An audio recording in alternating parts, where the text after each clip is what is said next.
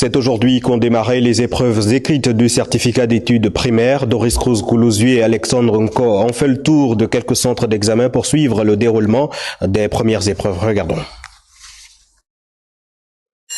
La cloche de l'école publique de l'ENSET vient de sonner. Les candidats retardataires au certificat d'études primaires sont contraints de courir pour regagner leur salle. Pas question pour les présidents des centres d'examen de démarrer les épreuves en retard. Tout doit se faire ce 14 mai. Il y a eu 3 épreuves. Nous avons eu une épreuve en mathématiques à la première heure. À la deuxième heure, nous avons eu une épreuve de français et en plus une épreuve d'éveil. À l'école publique de Nzengayon-Lac, toutes les conditions sont réunies pour le bon déroulement de cet examen. Les épreuves se déroulent parfaitement bien. Nous avons bien commencé en respectant le chronogramme établi par le ministère de l'Éducation nationale. Les milliers de candidats inscrits dans les 66 centres de l'Estuaire ont répondu présent. Ce matin, les épreuves du certificat d'études primaires ont bien eu lieu dans l'ensemble de la province de l'Estuaire. Il n'y a pas eu d'incident. Les responsables de secrétariat, les présidents de centres, les forces de sécurité ont sécurisé naturellement les centres. L'Estuaire a le plus grand nombre de candidats et le plus grand nombre de centres. Nous avons 66 centres de CEP pour 27 000 candidats. Les épreuves écrites du certificat d'études primaires session mai 2024 s'achèvent donc sans incident dans la province de l'Estuaire.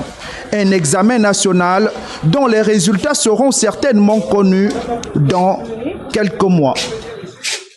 Et Blaski Tassiana Okomba a fait immersion très tôt ce matin au sein d'une famille pour observer la préparation d'une candidate avant de se rendre en salle de composition. Stress ou pas?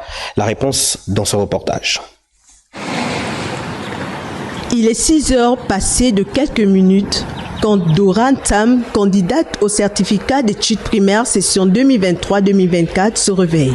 Après sa prière, place au débarbouillage, la vérification du matériel de l'examen, puis direction le centre de composition. En chemin, un arrêt chez le boutiquier pour l'achat de son goûter. Après une dizaine de minutes de marche, la candidate arrive enfin dans sa salle de classe silence. C'est le rappel des consignes. Faut pas avoir peur. Vous avez vu toutes ces choses-là tout au long de l'année. Au niveau de copie, de mettre votre nom, le numéro du candidat et également l'épreuve. Est-ce que c'est le problème mathématique? Est-ce que c'est question de cours ou bien étude de texte? Pour cela, je vais dire bonne chance à tout le monde. Au sortir des premières épreuves, la candidate se dit confiante. La compréhension du texte était facile, mais au niveau du maniement de la langue, j'ai trouvé ça un peu un côté, mais j'ai trouvé ça aussi facile. Le problème, je l'ai trouvé très facile, et en plus parce que j'avais aussi révisé avec maman. Ça s'est très bien passé. En dépit de l'absence remarquable de certains candidats à ces épreuves écrites du certificat d'études primaires, nombreux sont encore ses compatriotes à la recherche de ce précieux sésame, le tout premier de notre système éducatif. Parmi les candidats qui prennent part à l'examen du certificat d'études primaires figurent aussi les élèves de l'École nationale pour enfants déficients auditifs. C'est Bienvenue Nelkem et Alexandre Kogue qui nous le font dire. Ils sont 5 candidats au total venant de l'École nationale pour enfants déficients auditifs à passer le certificat d'études primaires, session mai 2024. Ici, nous sommes au centre de Nzengayon-Lac. Comme tous les autres candidats au CEP, ces élèves sourds-muets planchent sur les mêmes épreuves, à savoir maths, français et éveil. Pour cette année, nous avons 5 candidats. Nous avons 2 filles et 3 garçons.